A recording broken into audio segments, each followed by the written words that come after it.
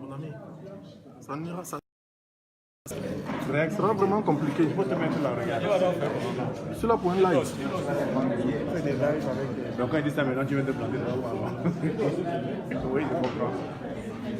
Regarde, la bonne question serait ici. Ou bien là.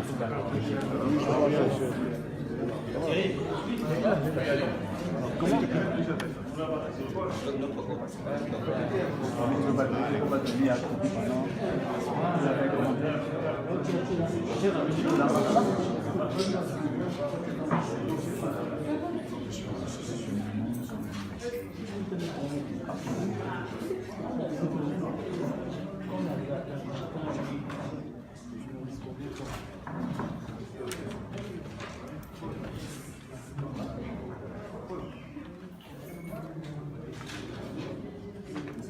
il y a quelqu'un qui va...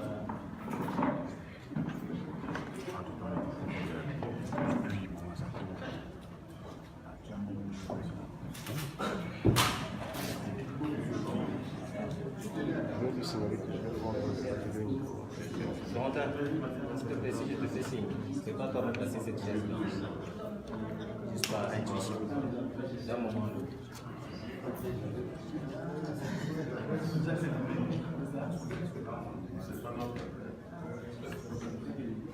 Prenez encore quelques minutes pour ceux qui ont des photos à faire. N'hésitez pas à venir ici et à faire des photos de qualité.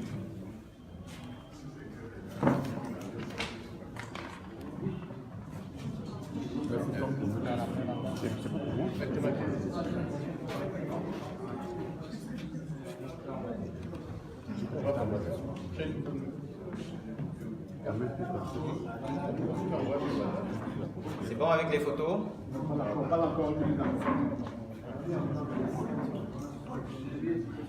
J'attends là-dedans.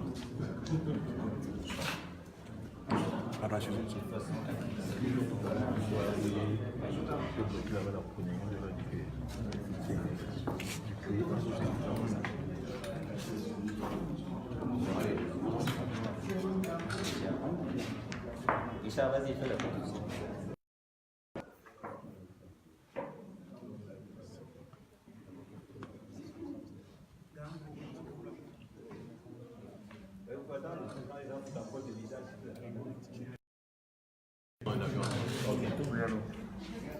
Bon, regagnez vos places s'il vous plaît, on va commencer.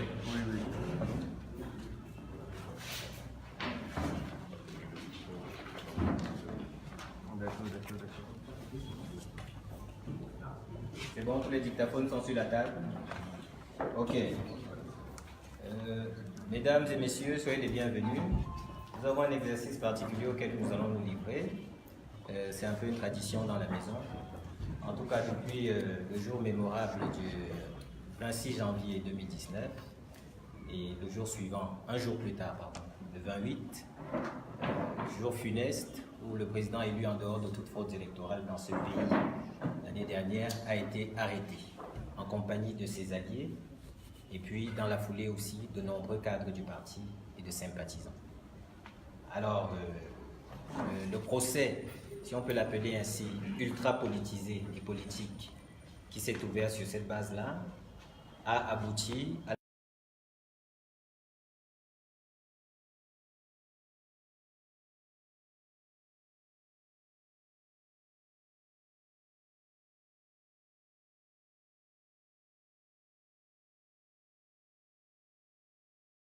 coordonné par Maître Sylvain Soie et dont les travées sont brillamment garnis, en tout cas les comparutions dans le cadre des audiences qui ont jusqu'à présent été ouvertes l'ont montré, et dont aussi parmi les travées, dans les travées de ce collectif d'avocats, il y a des avocats de renommée internationale qui ont prêté leur service au collectif et qui, à l'occasion de l'actualité récente, ont voulu venir sur le terrain, eux aussi, et toucher du doigt ce que certains prennent pour une histoire abracadabrantesque, si je peux m'exprimer ainsi. Alors, ce qui va se passer tout à l'heure, c'est un exercice simple, c'est que le coordonnateur de la défense, c'est-à-dire Maître Sylvain Soie, qui, comme vous le voyez, est entouré par Maître Sim Emmanuel, qui est aussi un des vice-présidents nationaux du MRC, qui lui, Maître Sylvain Emmanuel, a à sa droite Maître Méli, qui, pour ceux qui s'intéressent un peu aux questions de droit chez nous, a une particularité, c'est sa sensibilité aux questions de droit humain en particulier.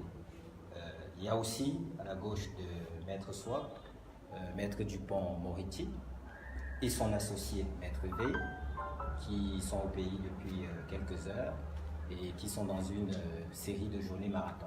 Alors, ils vont prendre un vol dans quelques heures et on va essayer d'être le plus rapide possible et le plus concis et bref possible. Je vais donc passer la parole sans plus attendre à Maître Sylvain Soie pour que les activités commencent. Il y aura quelques propos liminaires qui seront faits et ensuite on passera directement à la phase de questions-réponses. Je crois que ça nous convient tous. Alors, Maître, merci Olivier.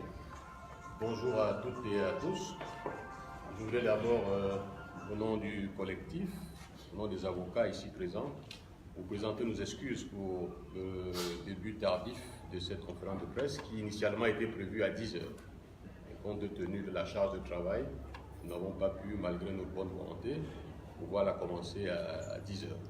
Donc, simplement, nous présentons nos excuses.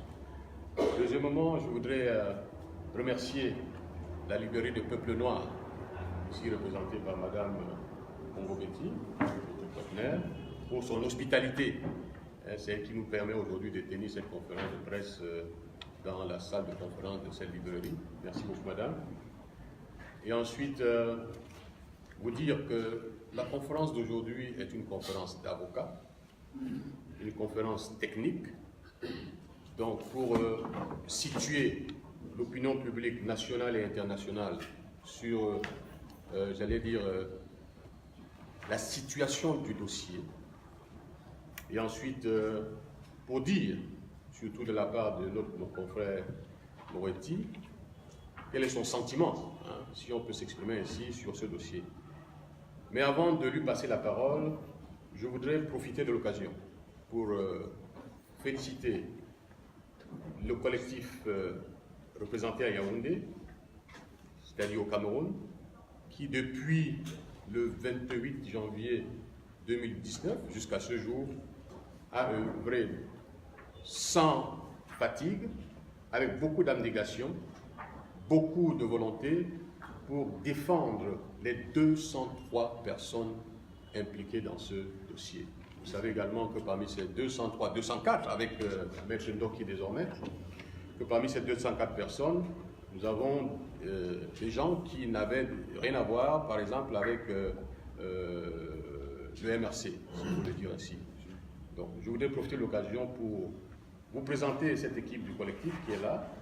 Je peux en oublier quelques-uns des noms et des visus. Je voudrais les appeler. Il y a Maître Sim Emmanuel, qui est à ma droite, hein, qui est membre du collectif, dont l'expérience en matière de droits humains n'est plus à démontrer. Maître Méli Tiakwan, tout le monde se souvient du procès Vanessa Tchatchou et des autres procès. Donc, lorsque lui, c'est un baroudeur. Donc, lorsqu'on l'a avec soi, on peut dormir tranquille. Ensuite, Maître Temate, tu peux te lever pour qu'on te voit, Maître Temate, avocat Yaoundé. Maître Chenjou, Emmanuel Serge, ou Serge Emmanuel, Serge Emmanuel parce qu'il aime bien la précision, avocat Yaoundé. Maître Bobda Noumeden, avocat également à Yaoundé. Maître Bambia, qui est avocat à Yaoundé également. Maître Tudjo, Christophe, avocat à Yaoundé. Ma jeune consoeur, Maître Nina Kolongo, la cheville ouvrière du secrétariat technique. Maître Zodé, c'est ça? Voilà, qui est également avocat à Yaoundé. Maître Téné, tout le monde a apprécié sa brillante plaidoirie l'autre jour au tribunal de première instance, avocat à Yaoundé. Maître Tédia, qui est avocat stagiaire à Yaoundé. Maître Wam, qui est avocat à Douala. Maître Comné Dorcas, donc l'Amazone, une des Amazones du groupe. Maître Jodo Crépin, qui est là également. Maître Menkem Sauter, qui est là également. Je pense que je n'ai oublié personne. Est-ce qu'il y a un avocat? Voilà, ceux qui savent ça, il s'agit là des avocats présents. En dehors d'eux, nous avons également des avocats, d'autres avocats comme le bâtonnier Nye Kamga, Maître Assira, l'autre, qui qui également fait partie du collectif, Maître Sarah Biégué, le bâtonnier Yondo Black, qui également fait partie du collectif qu'on a vu dernièrement avec nous lors de l'Habeas Corpus, Maître Ngefak Augustin, Maître Tchalé, Maître Yolang Gomiyongo. Ils sont nombreux, mais je ne voulais pas vous laisser sans vous dire que nos confrères qui viennent du Pont-Moretti, que vous connaissez très bien, et son associé Maître V, qui font partie du collectif également, mais sauf qu'ils opèrent hors des frontières du Cameroun. Donc nous leur souhaitons la bienvenue, en espérant que lors des questions-réponses, je sais qu'il y aura beaucoup de questions qui seront posées, qu'on aura suffisamment de force pour répondre à cela. Mais à côté d'eux également, il y a un autre groupe d'avocats qui travaillent également à l'extérieur, composé de Maître Brabant, Maître Bourdon, Maître Pejman et Maître le bâtonnier Bournazel. Donc ils font également partie du collectif. Je ne vous cite pas également les avocats américains ou canadiens qui font partie du collectif. Donc c'est pratiquement le monde entier qui s'occupe de ce dossier. Donc, beaucoup d'avocats sont impliqués. Et je ne voudrais pas citer les universitaires, c'est-à-dire les enseignants de droit, collègues du professeur Kanto, qui également font partie, qui apportent leur petite contribution, ou leur grande contribution à la défense des 204 personnes. Le collectif est constitué pour les 204 personnes impliquées dans le dossier. Voilà. Donc sans plus tarder, je ne voudrais pas davantage monopoliser la parole. Je vais passer la parole donc à mon confrère, mon estimé confrère, Maître Dupont-Moretti, qui va donc vous entretenir sur son ressenti par rapport au dossier. Et ensuite, la parole sera donnée à Maître V, son associé, pour l'aspect technique, pour les actions envisagées ou envisageables que nous pourrions avoir dans le cadre de ce procès. Maître Moretti, confrère, vous avez la parole. Merci. Tout d'abord, je voudrais vous dire que c'est un honneur pour Antoine Veil et pour moi d'être ici au Cameroun, aux côtés de nos confrères. Les kilomètres, les océans, les montagnes, les déserts ne nous empêchent pas d'avoir une vision commune de la liberté. J'allais dire des libertés, qu'il s'agisse de la liberté individuelle ou des libertés publiques. J'ai pu lire ça et là qu'il pourrait au conditionnel s'agir d'une ingérence, puisque nous sommes français. Nous ne sommes pas des militants politiques. Nous ne sommes pas des représentants consulaires, nous ne sommes pas une autorité secrète, quelle qu'elle soit, nous sommes deux avocats qui sont honorés qu'on leur ait demandé d'intervenir dans ce dossier. Il y a, vous le savez, une procédure camerouno-camerounaise et il y aura peut-être une procédure camerouno-genevoise, camerouno-française, bref. Le Cameroun n'est pas isolé dans le monde, il a ratifié une convention qui est notamment la Convention des droits civils et politiques, dite Convention de New York. Et ces traités, évidemment, engagent votre pays d'un point de vue juridique et d'un point de vue judiciaire. Voilà pourquoi nous sommes ici. Quel est le premier constat que nous faisons? Nous avons d'abord rencontré nos clients à la maison d'arrêt. Je dois dire que les choses ont été assez simples, à la fois pour l'obtention d'un visa, il faut le dire parce que c'est vrai, et à la fois pour pénétrer à la maison d'arrêt. Un peu plus simple hier qu'aujourd'hui, mais enfin, nous avons pu voir nos clients. Parmi eux, le professeur Kanto. Il redit ici, par ma voix, qu'il est tout à fait prêt à discuter avec le président Paul Biya. Il a une formule que je vais reprendre à mon compte, qui est explicite, qui dit beaucoup de choses. Il dit « Quelqu'un qui revendique sa victoire peut discuter avec celui qui la conteste ».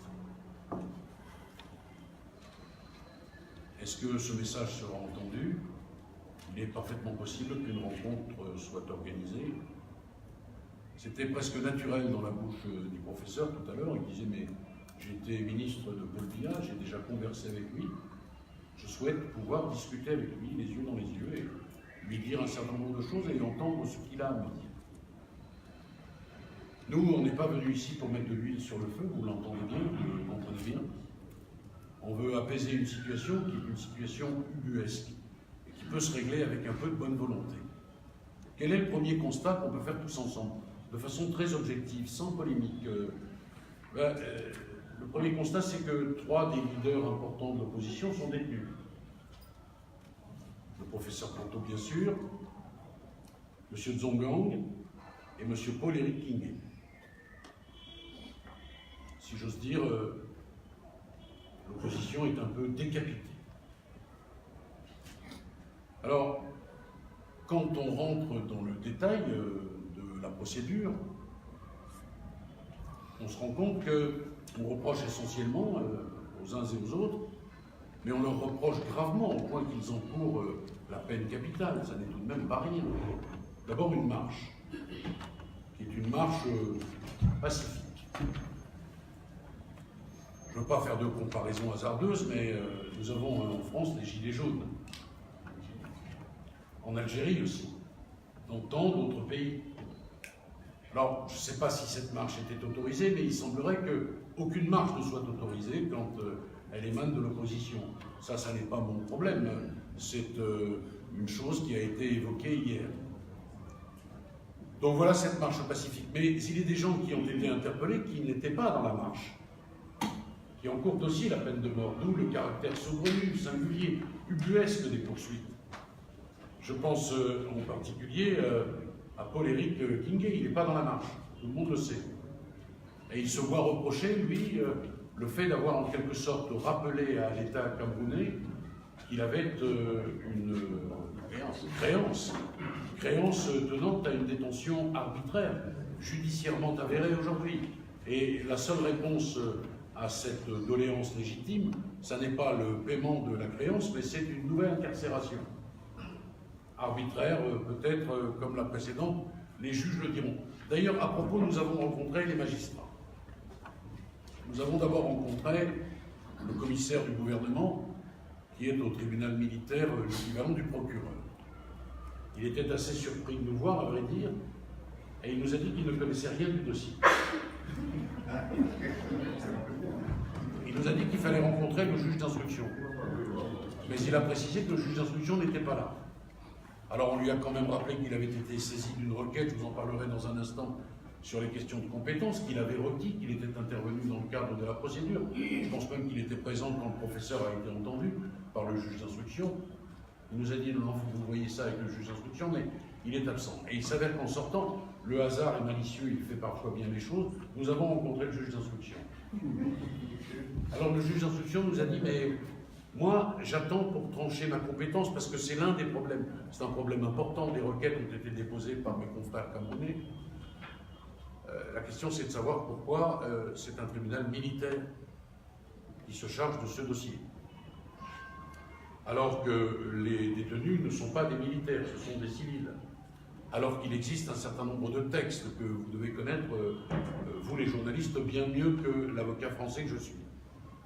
Alors le juge a dit, mais moi, je vais trancher ma compétence à la fin de la procédure. Et alors à un moment, on lui a dit, mais vous pourriez quand même envisager la mise en liberté. Il a répondu, mais comment vous me demandez la mise en liberté alors que vous dites que je suis incompétent? Alors on lui a dit, mais vous étiez quand même compétent pour les mettre en détention. Vous pouvez retrouver votre compétence pour les libérer. Et là, on a eu des explications plutôt vagues, à vrai dire. Insatisfaisantes. Je vous indique tout de suite, ce sera la fin de mon propos, qu'on va redéposer très rapidement une demande de mise en liberté. Donc les questions qui se posent en droit, et là cet objectif, c'est pas polémique, c'est pas insultant, que l'on soit de telle ou telle partie, de telle ou telle obédience politique, on ne peut qu'être d'accord avec ça. Les problèmes qui se posent, c'est premièrement la question de la compétence, deuxièmement la question du caractère arbitraire de la détention. Vous avez un code de procédure pénale, il y a des textes, il y a des règles. J'affirme, je suis en mesure d'affirmer à l'instant que la garde à vue, par exemple, est totalement illégale. Elle est totalement arbitraire. Et alors, il y a quand même des choses, vous voyez, quand on entend les uns et les autres, on ne peut, quand on est avocat, qu'être un peu interpellé. Il y a par exemple notre consoeur Michel Sonia qui explique qu'elle a été blessée par balle. Alors il y a toute une polémique qui est née de cela, puisque d'aucuns ont dit, mais il s'agit d'armes de guerre, d'autres ont dit mais non, pas du tout. Il s'agit en réalité d'armes qui ne sont pas des armes de guerre, mais qui sont des armes dangereuses. Et le hasard des choses, là encore, est curieux. Il s'avère qu'on a en France en ce moment, là, tout de suite, exactement la même discussion pour le flashball. Les opticiens, vous l'avez vu, se sont réunis pour demander un moratoire sur l'utilisation de ces armes par la police en disant qu'elles pouvaient être dangereuses. Mais ce que nous avons entendu hier nous a laissé sans voix parce que le juge d'instruction a dit mais tout ça c'est un simulacre. Elle a simulé, elle n'a jamais été blessée. On a même entendu qu'elle aurait été maquillée par un maquilleur. Alors on a des vidéos, elles circulent. J'appelle les uns et les autres à retourner les voir. On voit très clairement des trous dans la chair. Elle a été très gravement blessée et ça, nous pouvons en attester.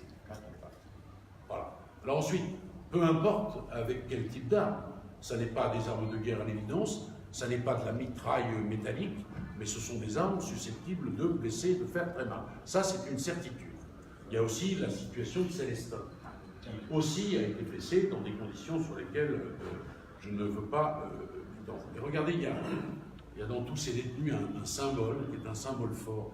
Il y a toujours un symbole quand la liberté est entravée. Vous avez un chanteur qui est en prison et qui encourt aujourd'hui la peine de mort dans votre merveilleux pays parce qu'il a marché, parce qu'il a chanté. Le chant de la liberté, peut-être que j'en sais rien. Mais quand même, ça doit nous interpeller. Et je ne pense pas, moi, que l'on puisse perdurer dans cette situation.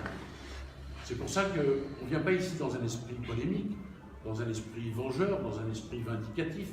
On en appelle à la sagesse du pouvoir pour qu'on trouve une solution rapidement. Il n'est pas normal que ces hommes soient détenus, ces hommes, ces femmes, soient détenus dans ces conditions. Je veux aussi vous dire, parce que ça c'est une réalité, que leur garde à vue, je l'ai déjà dit, est illégale, arbitraire, qu'ils ont été transportés pendant plus de 6 heures dans des conditions qui sont inhumaines et dégradantes. Pardon de me dire comme des bestiaux. Les hommes étaient menottés, ils ont dit presque les larmes aux yeux hier qu'ils avaient été interdits d'uriner, que c'était impossible de le faire avec les menottes, et les femmes ont été traitées dans des conditions pires encore. Certaines d'entre elles avaient leurs règles, elles n'ont pas pu bénéficier du minimum d'hygiène en la matière. Ça, pardon de le dire, mais pour des avocats, quels qu'ils soient, partout dans le monde, quelle que soit leur obédience, quelle que soit leur appartenance politique, c'est quelque chose qui n'est pas supportable. Il y a dans les choses qu'on reproche aux uns et aux autres, mais de façon différente, vous le savez, l'histoire de l'ambassade du Cameroun à Paris. Alors, nous allons voir si les autorités camerounaises ont déposé une plainte entre les mains du procureur de la République de Paris. Moi, j'attends la réponse. Parce que le parquet de Paris, s'il est saisi par l'ambassadeur, il met en branle l'action publique. Il y a des enquêteurs qui viennent et qui identifient les auteurs. Là, on n'a aucun nom, mais on dit le professeur Canto est complice par instigation du saccage de l'ambassade sans que l'on sache rien sur ce saccage, sur ce soi-disant saccage. Moi, je ne veux pas me prononcer, je n'en sais rien, je n'ai pas d'éléments, il faut rester prudent. Toujours est-il qu'une culpabilité, ça se démontre, et qu'une complicité par instigation, ça se démontre. Quand, comment, par quels moyens, à qui a-t-on demandé, pour quelles raisons, enfin, tout ça, ça doit faire l'objet d'une véritable réflexion. Alors, nous en sommes maintenant, si vous le voulez, à des procédures qui sont camerounaises. Moi, je ne peux pas intervenir, mais il s'avère que je suis accessoirement juriste, que je sais que vous avez ratifié des conventions internationales, que la Convention de New York garantit une forme de procès équitable, que lorsque l'on présente une requête pour évoquer la compétence ou l'incompétence, on doit avoir une réponse judiciaire qui est différente de celle que l'on nous a fournie hier. Je vous rappelle que le commissaire du gouvernement ne savait rien de cette affaire, et je vous rappelle que le juge d'instruction était censé être absent. Il semble d'ailleurs qu'on ait changé de juge d'instruction il y a peu de temps pour des raisons qui m'échappent, mais peu importe. On doit avoir une réponse. Et les observateurs que vous êtes, mais quels qu'ils soient, je le dis, quels qu'ils soient, quelle que soit leur obédience, sont en mesure, doivent demander impérativement des réponses judiciaires. Parce que l'une des grandes garanties de la justice et de son impartialité, c'est son caractère public. Public. Il n'y a pas une démocratie qui se respecte où la justice n'est pas rendue publiquement, où des journalistes peuvent venir. où des avocats peuvent librement exercer les droits de la défense. Donc, soyez vigilants là-dessus aux réponses que l'on va apporter. Et on ne peut pas apporter de réponse favorable à une compétence militaire dans ce dossier-là. C'est clair. Donc c'est la raison pour laquelle moi je suis plein d'espérance, en me disant que le pouvoir judiciaire, peut-être le pouvoir politique, va forcément réagir et ne va pas laisser perdurer une situation comme celle-là. Vous savez, le professeur Canto qu'on quitte, là, nous dit, mais moi je souhaite discuter, je souhaite... la porte n'est pas fermée, on n'est pas dans une crispation.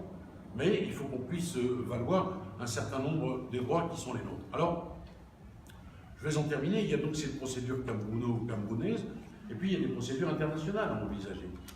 Il y a l'ONU, il y a l'Europe, il y a, vous le savez, l'Europe a déjà dit son petit mot sur cette affaire, et d'ailleurs il y a une réponse du gouvernement qui, en droit, mériterait d'être commentée, ce que je ne ferai pas ici parce que je n'ai pas le temps de le faire, mais si on lit ce que préconise l'Europe et la réponse qui a été fournie, il y a franchement matière à discuter.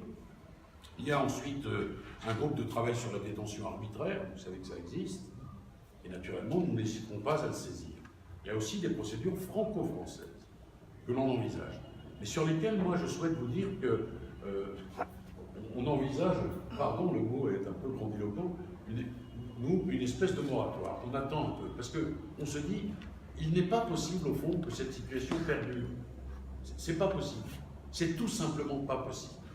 Alors, nous souhaitons, nous, rencontrer la présidence pour évoquer cette situation complètement, franchement, clairement, et nous allons, dans les jours qui viennent, représenter une nouvelle demande de mise en liberté. Le juge d'instruction, qui ne veut pas, en tous les cas à ce stade, maintenant, hier, pour être précis, envisager la liberté parce qu'il dit « vous ne pouvez pas contester ma compétence et me demander de remettre en liberté », il peut d'abord changer d'avis, évidemment, et nous disons que ces hommes et ces femmes qui sont détenus ont tous et toutes des garanties de représentation. On peut d'ailleurs les soumettre, pourquoi pas, à un contrôle judiciaire. On peut leur interdire, pourquoi pas, en tous les cas dans un premier temps, de quitter le territoire national, le temps que les investigations soient conduites. C'est sûr. Bon, donc nous, on va attendre un tout petit peu pour voir comment se dénoue la situation ici. On va être en contact permanent avec nos confrères. Et puis, on va regarder ça de l'Europe avec nos yeux, avec beaucoup de vigilance, beaucoup d'attention. Et on espère vraiment que les autorités judiciaires ou politiques retrouvent la voie de la sagesse et de l'apaisement. Voilà ce que, mesdames, messieurs, je souhaitais vous dire. Est-ce qu'Antoine a quelque chose à ajouter?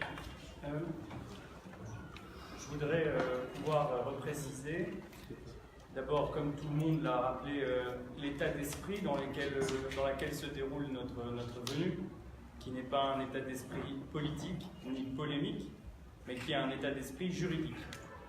La raison d'être de cette venue a été de pouvoir rencontrer les personnes détenues et de pouvoir nous faire une opinion de la situation factuelle en vue d'envisager la possibilité de recours internationaux.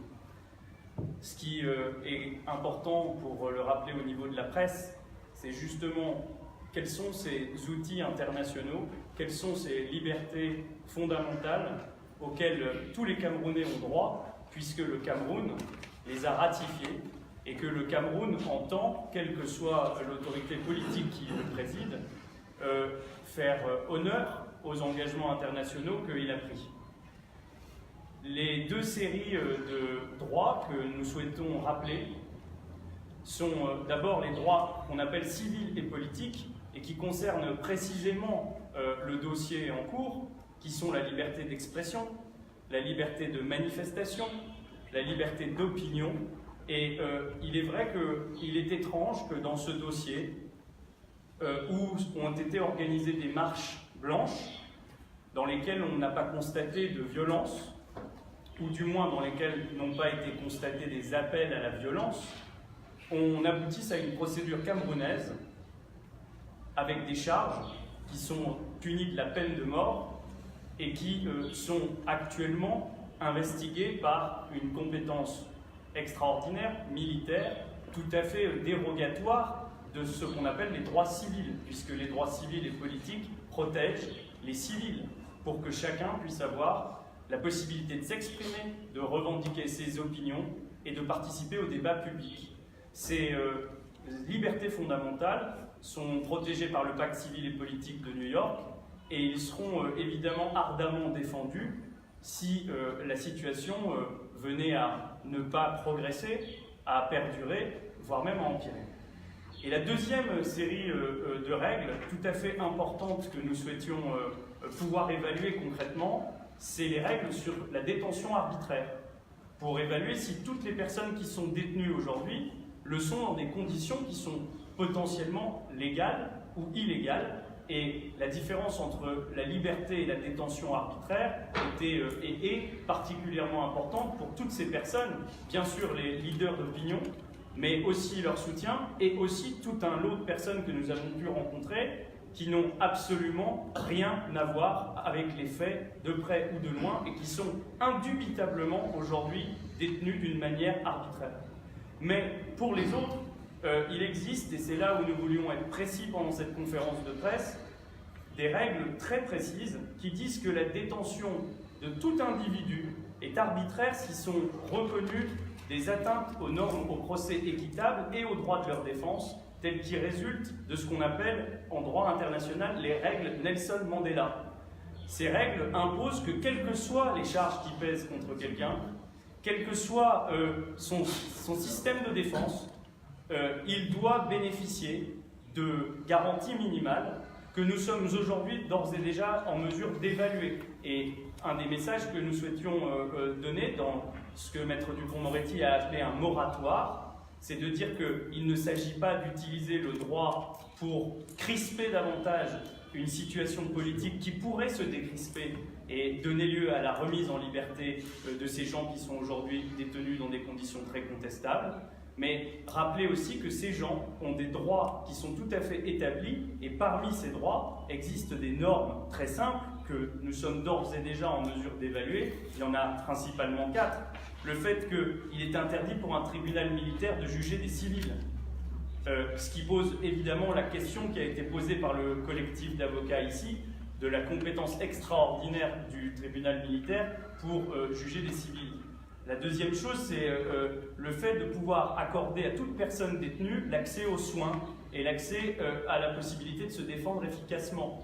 Évidemment, il existe une polémique totalement vaine quand on regarde les images sur la réalité des violences que certains détenus ont subies, puisqu'ils n'ont pas pu avoir accès à des expertises médicales, à la possibilité par leurs avocats de faire établir les blessures dont ils ont été victimes. Et donc, il nous apparaît que cette situation est tout à fait problématique, comme le fait de pouvoir à tout moment consulter des médecins.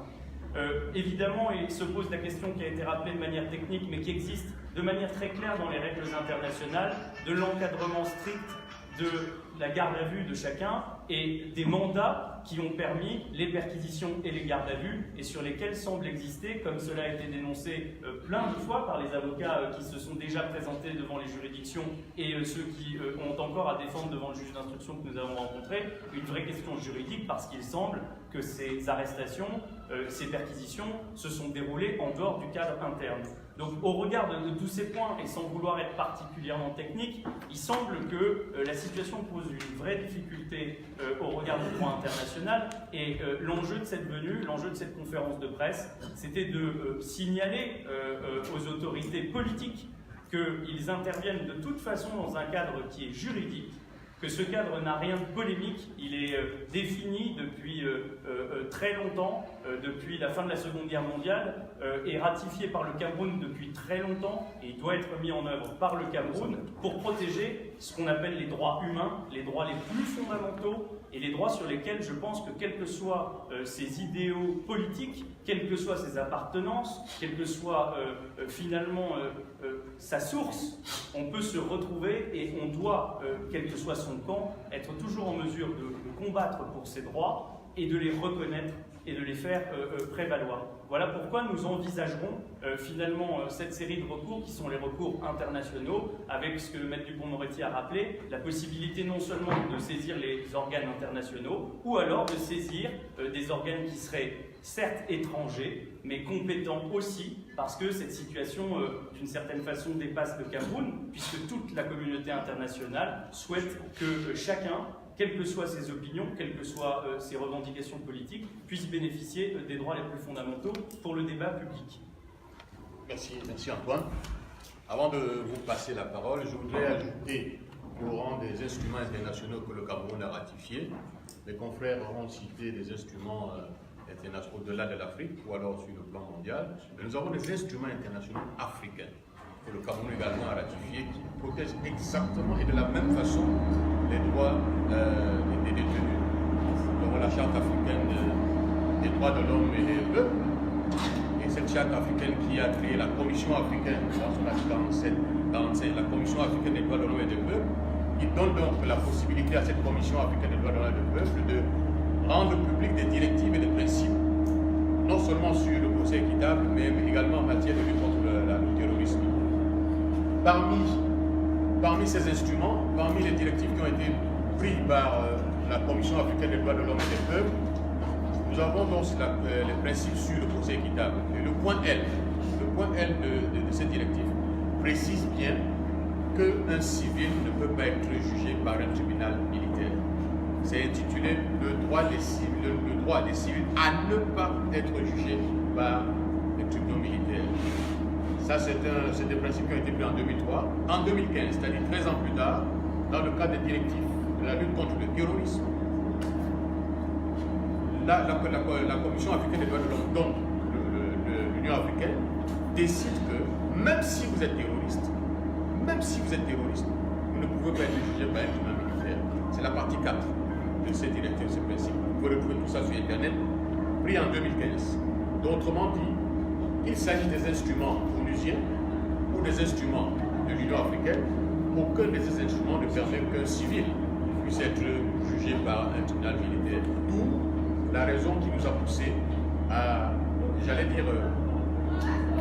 contester la compétence du tribunal militaire, tout simplement parce que l'article 45 de notre Constitution dit que les traités ratifiés par le Cameroun ont une validité, une autorité supérieure aux lois internes. C'est l'article 45, c'est notre Constitution.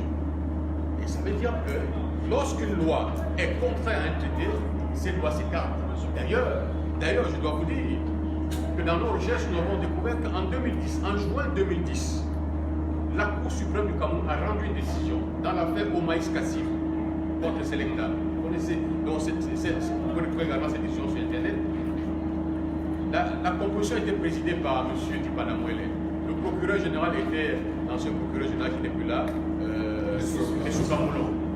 Il est dit dans cette décision que lorsqu'une loi est contraire à une disposition, à un traité ratifié par le Cameroun, on écarte la loi. C'est la Cour suprême qui le dit.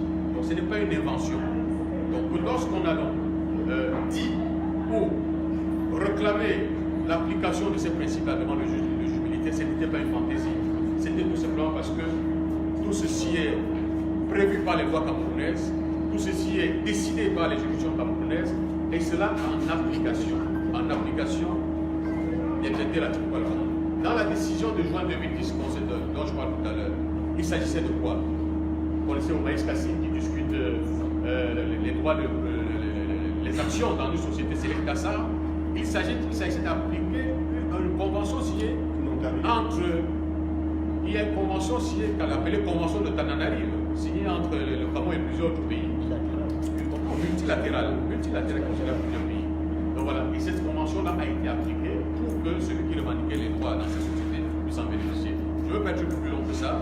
Je préfère vous passer la parole aux journalistes qui vont poser des questions.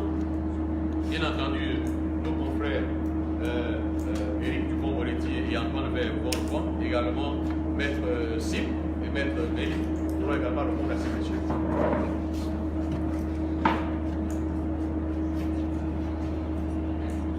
Nous avons maximum 25 minutes maximum parce qu'ils doivent reprendre leur pour la 16h.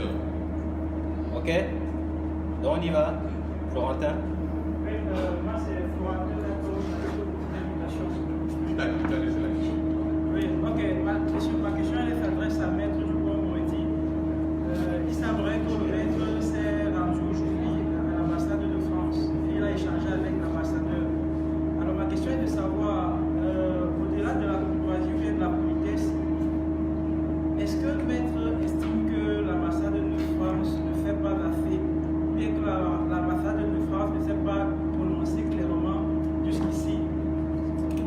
De quoi avez-vous discuté? Il vous a pas échappé, ça va, vous m'entendez, monsieur? Vous a pas échappé que je suis ressortissant français. Je suis en terre étrangère, je suis allé saluer le représentant de la France sur une visite de courtoisie. Voilà, c'est tout ce que j'ai à dire. Pour le reste, la France s'est exprimée parce que l'Europe s'est exprimée. Et l'Europe comprend la France. Et l'Europe ne s'exprime pas sans la voix de la France. Et je pense que la France et l'Europe ont été très clairs sur ce qui se passait. Mais moi, je ne suis pas le représentant de l'ambassadeur. Je suis français, franco-italien d'ailleurs, pour ne rien vous cacher. Mais voilà, je suis allé saluer l'ambassadeur pour des raisons de courtoisie, c'est la moindre des choses. Et il n'y a pas d'interférence directe de l'ambassade dans les affaires judiciaires. Ok, question suivante. C'est Léopold Dassi du Messager, au quotidien Le Messager. Bon, j'ai deux petites questions, c'est tellement pour mieux comprendre ce que vous avez dit tout à l'heure. C'est Maître Béki tout à l'heure à la fin disait que visiblement ce dossier semble dépasser le Cameroun. Là, je le cite. Bon, je ne sais pas s'il faisait allusion à l'ordonnement juridique qui existe pour un tel problème ou à quel niveau c'est pour le dire ainsi. Donc, je voulais qu'il précise davantage. Bon. De quel dépassement s'agit-il? Voilà, de quel dépassement s'agit-il? Okay. Tout à l'heure, Maître Moretti, vous l'avez dit tout à l'heure que vous allez rencontrer la présidence, point. Bon, je me suis demandé, mais de quelle présidence part-il? Part-il de la présidence du Cameroun ou bien de la présidence française? Bon, je vous remercie. Monsieur, c'était clair. Je ne vais pas aller voir Emmanuel Macron pour évoquer une affaire judiciaire camerounaise. C'est évidemment mon président Paul Biya que je songeais lorsque je me suis exprimé, mais pas suffisamment clairement à l'évidence puisque vous me posez les questions. Quant au reste, le fait que ça dépasse, mais pardon, Martin Luther King, ça dépasse les États-Unis, Mandela, ça dépasse l'Afrique du Sud. Voilà, il y a des pactes qui ont été ratifiés par différents pays. Ça s'appelle le droit international. Et là-dedans, il y a des dispositions communes. Et d'ailleurs, Antoine V a très opportunément rappelé que certaines de ces dispositions sont appelées les dispositions Mandela. Oui. Bien. Alors, est-ce que ça intéresse un Français qu'un membre de l'opposition au Cameroun soit détenu dans des conditions arbitraires? Oui, ça intéresse le monde entier. Voilà en quoi ça dépasse le Cameroun. Mais en même temps, je tiens à dire qu'il y a une justice camerounaise que, bien sûr, je respecte, des avocats camerounais, mais il y a aussi des recours devant les juridictions internationales. Elles existent, et vous le savez, c'est bien la démonstration de ce que la France, de temps en temps, vient rendre des comptes à Strasbourg. Vous me direz, Strasbourg, c'est la France, mais ça s'appelle la Cour européenne de sauvegarde des droits de l'homme, composée par des juges internationaux. Voilà.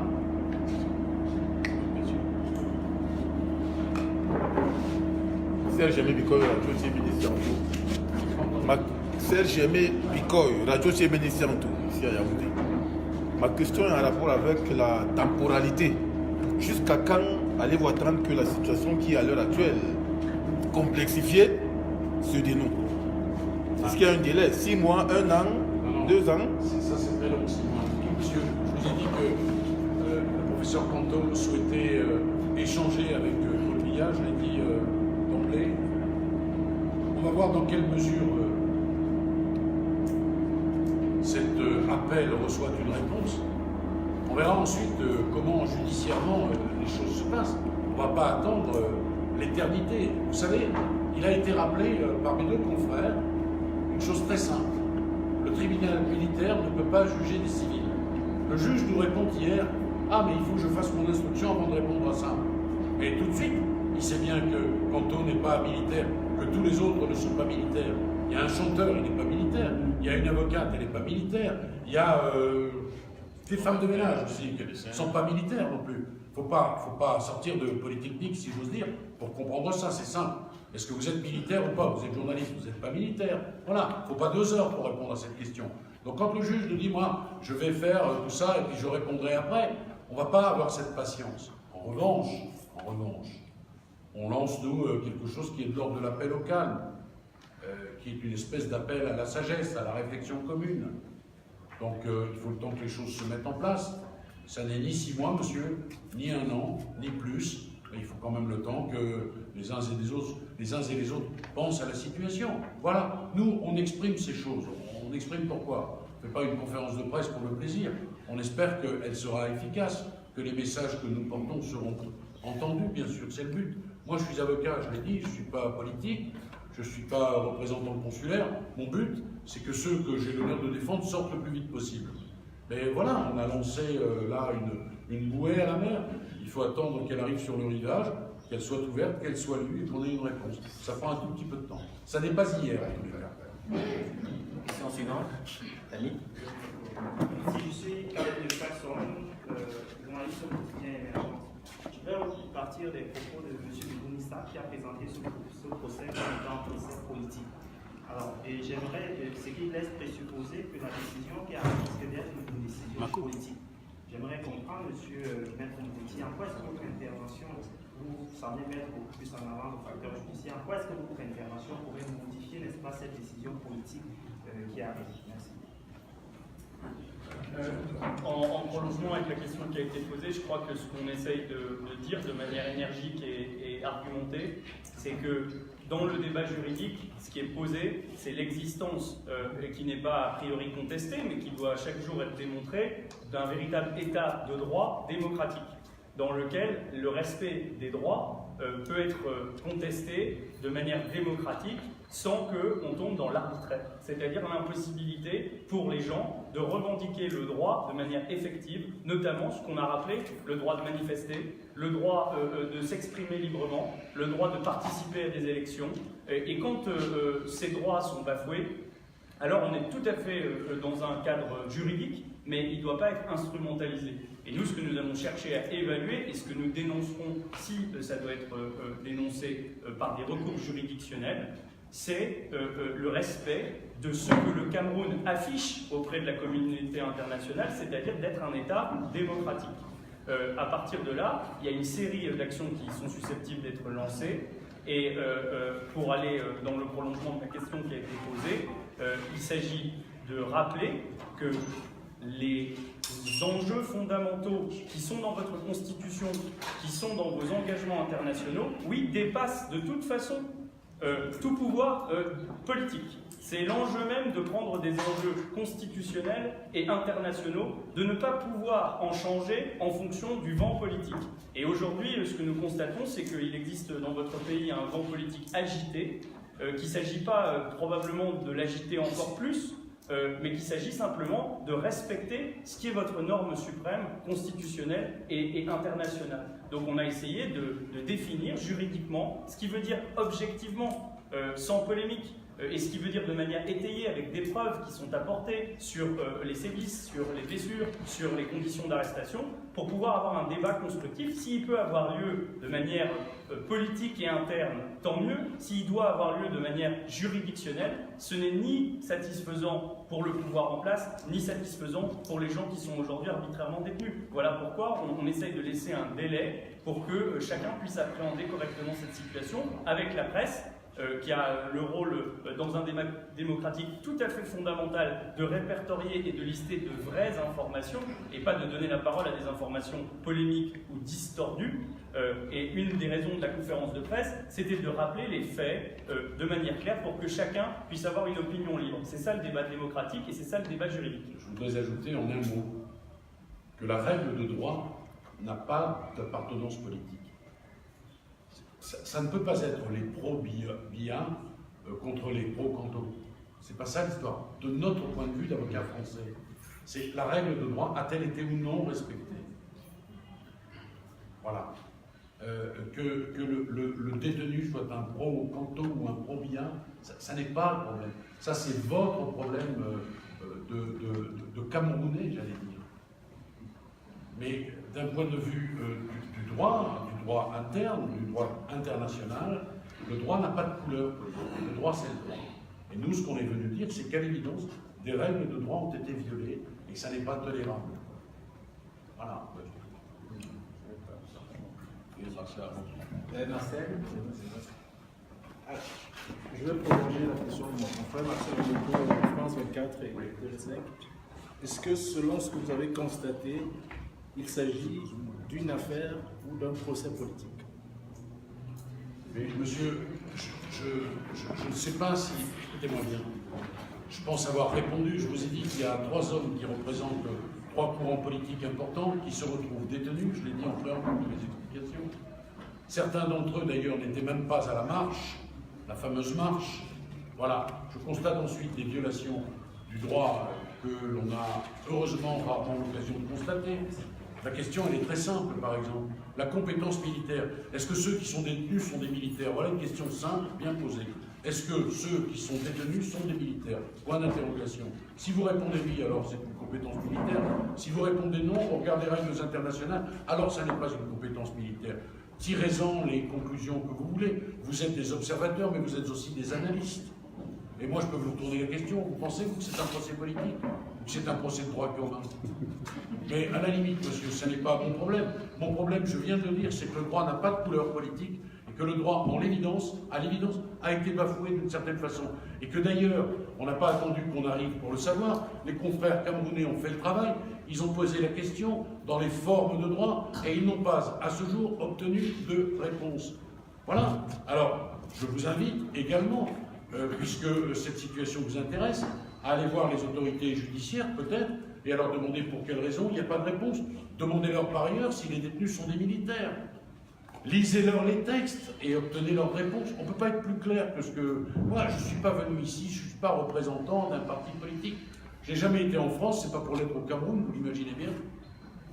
Mais en revanche, il m'est arrivé en France, pour des gens d'obédience politique différente, oui, de plaider la règle de droit, et c'est ce que je suis venu faire ici parce qu'on me l'a demandé. Moi, notre analyse, elle est technique, elle n'est pas polémique, elle n'est pas, comment dirais-je, voilà, elle ne peut pas avoir ce son. Le droit, il s'applique à tous et pour tous. Voilà, quelle que soit la race, la couleur, la religion, l'ethnie, l'appartenance politique. C'est ça qu'on est venu dire.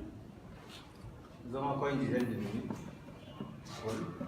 Je suis Paul Chouta pour le site d'information Cameroun. Votre venue au Cameroun a été, je ne sais pas, mal apprécié par certains Camerounais qui estiment qu'il s'agit d'une ingérence de peut-être votre pays, la France, et d'autre part qui remettrait en question la compétence des avocats camerounais. Quel est le commentaire que vous posez à ce Posez la question. Je peux vous dire que les confrères camerounais, ce sont des amis camerounais aujourd'hui. Voilà. C'est pas une question. Vous savez, monsieur, il y a un volet, je l'ai dit, judiciaire camerounais, dans lequel nous, on ne va pas intervenir. Moi, je ne vais pas apprendre le code de procédure pénale camerounais en quelques jours. D'accord? J'ai vu leur travail, je le trouve remarquable. En revanche, vous m'accorderez que pour aller à Genève déposer un recours, c'est plus facile quand on est à Paris peut-être, voilà, et quand on a l'habitude de cette juridiction, parce qu'il s'avère que j'ai l'habitude de cette juridiction. Voilà. Alors les polémiques, je sais, elles viennent toujours d'on ne sait où d'ailleurs.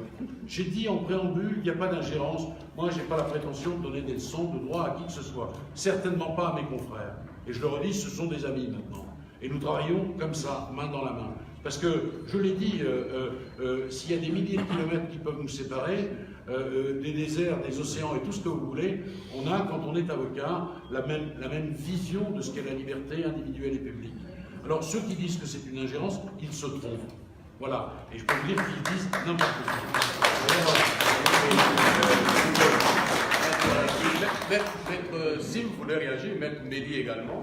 Non, sur ce point, parce que c'est Camerounais. Je ne voulais pas, merci beaucoup à tous et à toutes, intervenir dans ce débat parce que je considère que nous travaillons depuis très longtemps, depuis 1 mois et demi, sinon 2 mois bientôt, et que vous avez été vous-même témoin de dizaines de conférences de presse que nous avons organisées pour présenter ce que nous faisions comme travail. Donc, il n'a jamais été question de remettre en cause qu'un avocat camerounais. Par contre, ce qu'il faut dire, moi je pense que c'est un débat qui n'a même pas de sens. Vous savez, moi je vais plaider en France en Centrafrique, mais est-ce à dire que mes confrères qui sont des nuls? Ça n'a pas de sens. Maître Moretti, Maître V et d'autres d'ailleurs, on vous l'a dit, sont membres du collectif d'avocats. Donc, quand il y a une décision technique à prendre, nous la prenons ensemble. C'est ce qu'on fait d'ailleurs depuis hier. Mais nous pensions ce matin que l'idée c'était de vous faire partager, eux, le ressenti qu'ils ont du dossier. Et de l'autre côté, comment est-ce qu'au plan international, ils vont agir. Donc il n'y a pas de question de compétence ou d'incompétence. Les avocats sont des confrères partout où on est sur un avocat, on est reçu comme avocat et considéré comme avocat. Donc je pense que nous sommes très heureux de les avoir, je peux vous dire, parce que chacun de nous a son talent propre. Vous savez, moi j'ai mon talent qui n'est pas celui de M. Méni ou de M. Swap. Mais c'est ça l'intelligence des cartes précisément. C'est de réunir des gens qui ont des compétences variées, qui ont des talents variés pour faire le meilleur de la défense. Et je peux vous dire que rarement on aura vu une si belle défense que celle de Kamto. Vous n'avez pas encore tout vu, vous avez des choses en commun.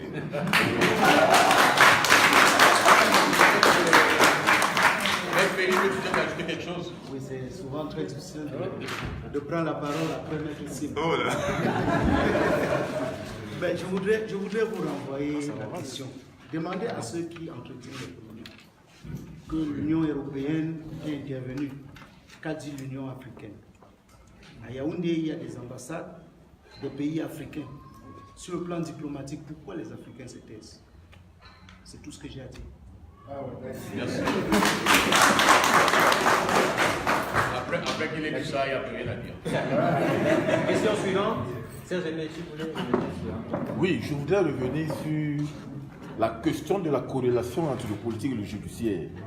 Parce que Camille Jefferson et Achille Moko ont présenté un ensemble de préoccupations là-dessus. Et ça m'intéresse parce qu'on a l'impression que oui, vous êtes certes des juristes, mais il y a quand même des influences politiques qui peuvent déterminer ou bien influer sur la décision du judiciaire. Ce d'autant plus qu'au Cameroun, on ne vous apprend rien. Il y a justement l'influence du politique sur le judiciaire. Lorsque l'on voit un peu comment l'opération Hyper-V est diligentée au Cameroun, on se rend davantage compte que c'est le chef de l'exécutif qui pilote cette opération-là, qui a, à mon sens, est brumeuse et insidieuse. Alors, il y a le sous-secrétaire d'État américain qui a exprimé son point de vue par rapport à l'arrestation de Maurice Kamto, qui a dit que Maurice Kamto a été arrêté pour ses activités, ses opinions politiques. Même si le gouvernement camerounais a déconçu, bien battu en bref cette affirmation-là. Est-ce qu'on ne peut pas véritablement estimer que ce procès est véritablement politique? Parce que même les figures que vous présentez ont une certaine trajectoire. On sait qui est Ndjonga, on sait qui est Kamto, on sait qui est Paul-Éric Kingé.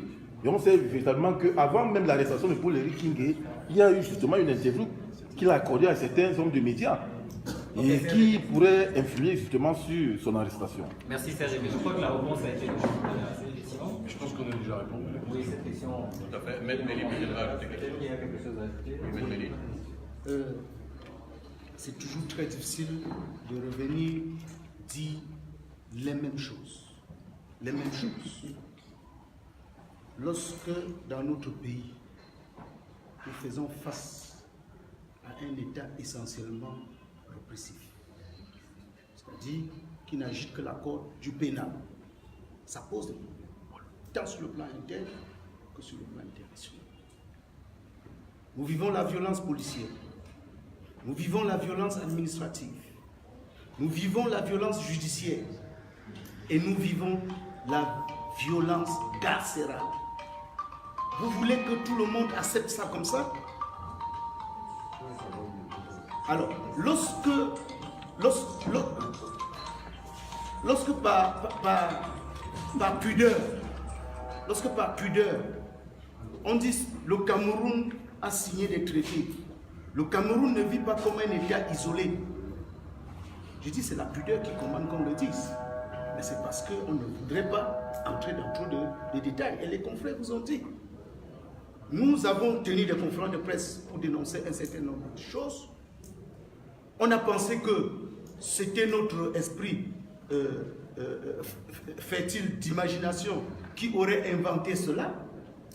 des gens constatent que nous disons la vérité et vous voulez que la communauté nationale et internationale croise les bras pour que ça continue à se passer comme ça. Je crois qu'on a été suffisamment clair, que ce soit à l'occasion des précédentes conférences et que cette fois-ci également on continue à être suffisamment clair. Nous avons constaté ce que nous avons à constater. Si on conteste, qu'on fasse le constat contradictoire. Qu'on fasse le constat contradictoire, soit par des personnalités indépendantes, soit par nous-mêmes. C'est ce que j'ai à dire par rapport à cette question. Maintenant, est-ce que c'est politique? Je ne connais pas ce qui entre dans la politique et ce qui est exclu de la politique. Qu'est-ce que je dois exclure de la politique? Puisque vous voyez un juge qui donne 12 mois, à des gens qui se sont attroupés, selon lui, ou bien qui ont manifesté. Alors que le texte parle de 6 mois. La peine maximale. Vous pensez que cette peine sort d'où? Si ce n'est pas un laboratoire occulte. Alors, face à tout cela, et c'est tout ça que nous appelons la violence judiciaire, il y a des voies de recours, nous allons nous recourir devant d'autres juridictions pour voir si elles peuvent nous écouter. Mais en attendant, on subit. Alors, si vous voulez appeler ça procès politique parce qu'on vit cela, tant mieux. Mais nous disons que nous vivons une recrudescence de l'État qui n'a qu'une seule vocation, pénaliser. Pénaliser le chanteur. Pénaliser l'artiste parce qu'il fait son art. Pénaliser l'avocat parce qu'il exerce son métier. Pénaliser le journaliste. Parce que, figurez-vous, on a arrêté 2 journalistes. Le journaliste va vers l'information. Le journaliste qui va vers l'information est arrêté parce qu'il est allé chercher l'information. Vous trouvez ça normal? Alors, fort heureusement, les 2 journalistes ont été libérés et ne sont pas inculpés. Nous allons voir la dernière intervention, c'est de mettre ici parce qu'eux, ils doivent partir. Oui, merci maître. Ce sera en 2 mots. Je pense qu'on a tous lu une déclaration des détenus de la prison principale il y a quelques jours. Ils ont dit clairement qu'ils sont des prisonniers politiques. Ils disent qu'ils sont des prisonniers politiques. Les textes ont dit que ce ne sont pas des prisonniers politiques. Chacun fait son opinion. Lorsqu'on arrête des leaders politiques à l'occasion de l'exercice d'un droit politique, on appelle ça comment? Mais nous sommes là aujourd'hui comme des avocats. On a dit c'est une conférence d'avocats. Et nous constatons simplement que sur le plan purement judiciaire, l'État du Cameroun a agi totalement en marge des règles qu'il s'est prescrites en interne de lui-même et des règles qu'il a signées à l'international. Voilà ce qu'on voulait dire. Je pense que c'est clair pour tout le monde. Maintenant, je voudrais ajouter un tout petit mot, monsieur, à votre question. Pardon, mais c'est une question de journaliste, votre question. Alors, politique, pas politique. Alors, si on répond, si mes confrères répondent oui, c'est politique, alors les opposants politiques diront mais non, pas du tout, c'est pas politique. Mais nous, plutôt que de rentrer dans ce débat qui est un débat stérile, polémique, on vous donne un certain nombre de faits et on vous dit il y a un certain nombre de violations du droit qui sont objectivement constatables. Que l'on soit pro, anti, appartenant à tel parti, à tel... Voilà. Et c'est pour ça qu'on a choisi ce type de communication. C'est moins polémique, mais c'est sans doute beaucoup plus efficace. Merci. Nous allons faire une petite entorse parce qu'il y a Maître Bogda qui voudrait dire un petit mot. Maître Bogda? Oui. Allez-y, Maître Bogda. Oui, je voulais dire, surtout sur la question politique, je voulais dire, en même temps que nos clients sont notés, je voudrais qu'il soit noté que nous avons déposé une plainte. Parce que parmi les personnes qui sont arrêtées et détenues aujourd'hui, il y a notre conseiller Maître Noki, il y a d'autres qui ont été victimes de tir par balle. Et croyez bien que nous ne sommes pas restés insensibles à ça. Nous avons déposé une plainte auprès du commissaire de gouvernement, puisque naturellement il s'agit de tirs par balle faits par des hommes en tenue. Et là, ils sont compétents. Donc une enquête est ouverte jusqu'aujourd'hui. Alors, est-ce un procès politique? Ok, je vous remercie, mesdames et messieurs. C'est terminé. Merci.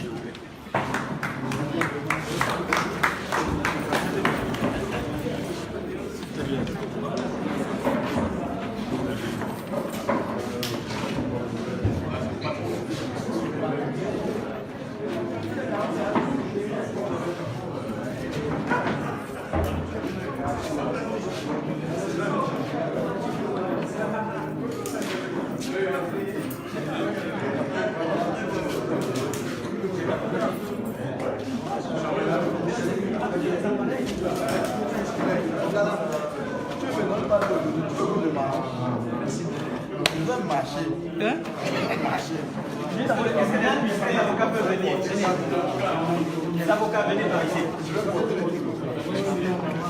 Ils vont où? Ils sortent où? Avec les avocats. Juste de venir, faut voir. Ils vont monter. Hein.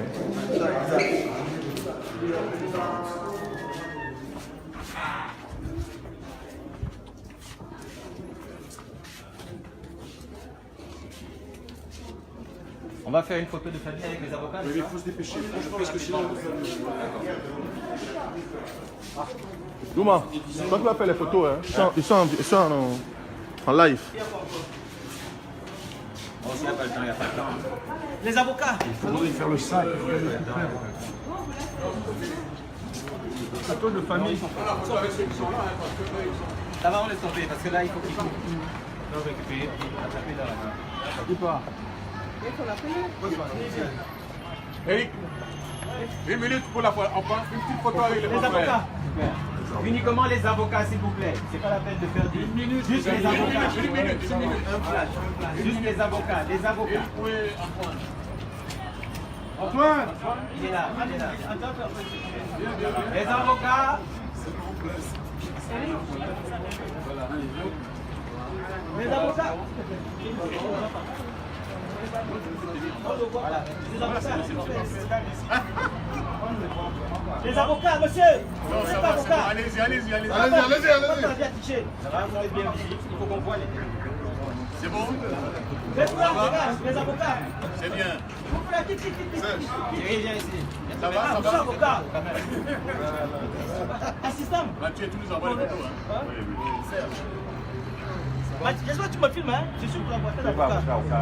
Collaborateur d'avocat. Ok, c'est bon. Ah, c'est bon, allez. C'est bon. Merci pour la patience.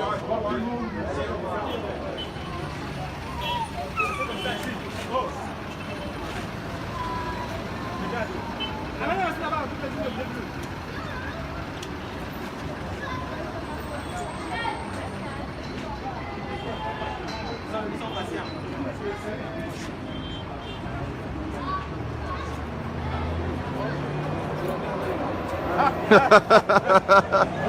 Manitou. Ton téléphone. Je suis en direct. Pardon. Antoine. Antoine est là? Hein? Antoine, on y va. Et tu sais pas. Ok, d'accord. Maintenant, tu peux couper le live.